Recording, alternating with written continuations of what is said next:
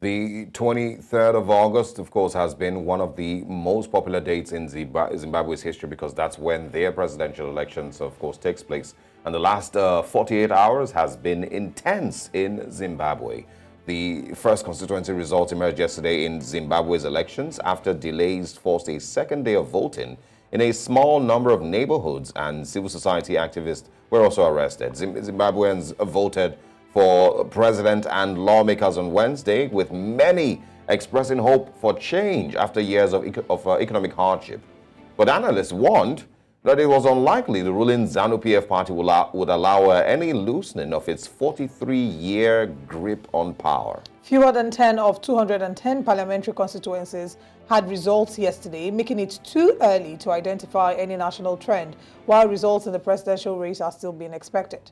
President Emmerson Mnangagwa took over from longtime strongman Robert Mugabe after a 2017 coup and won a disputed election in 2018, and is seeking a second full term, while his main challenger, Nelson Chamisa of the Citizens Coalition of Change, still is in the running and has complained of being bullied and the elections not being a fair ground. What we've seen is that there have been arrests of 41 civil society activists. Police have arrested them. We've seen also that Zimbabwe has had a long history of electoral fraud, and this doesn't seem to be an exception. So many of the complaints that have been going on in Zimbabwe are complaints that they've had in the past weeks and months. Complaints including their inability to access the poll, the register, complaints that include the opposition party not being allowed to gather, to converge for their campaigns, and as a result, them not feeling like they were adequately represented at the elections.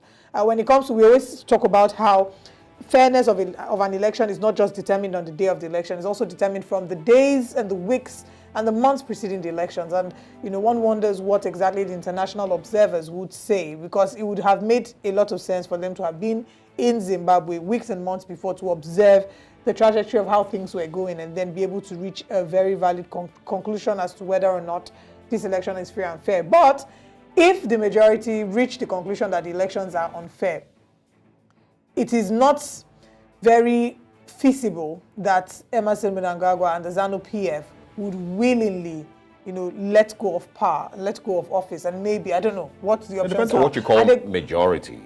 Of the people of Zimbabwe. Yeah, it depends on what you call majority, because there's definitely people who are voting ZANU-PF. Yes. Yeah, 100%. So Emmerson Mnangagwa might also rely on the fact that his ZANU-PF supporters have said that the election was free and fair.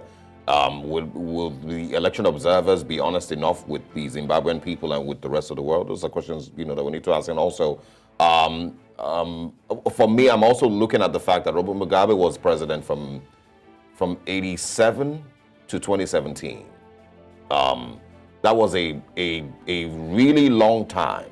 And then, of course, the coup happened in 2017, was deposed.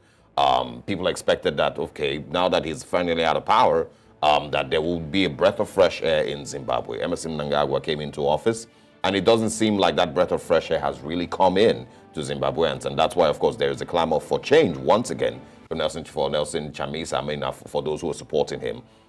It just seems, seemingly heartbreaking that the removal of Robert Mugabe didn't bring the change that Zimbabweans want. And so there's a lot of other factors that I believe that need to also come into play here. It doesn't seem like it is simply a let's change the president and things will get better. There might be other things that might also need to be put in place, for Zimbabweans to see a better country. Zimbabweans they've been through really tough times. Yeah. They've been through many situations, job unemployment being one of them. We talked about on this show when the Limpopo MEC had then said that they should go back to their countries, So those level of quote-unquote embarrassment nationally and globally, and it just feels like it may not have even gotten across to them. A number of the people in Zimbabwe have been reliant on the US dollar remittances from their relatives who live abroad. Yep. So it's been a really rough past couple of years for the people of Zimbabwe, and we hope that justice will be done.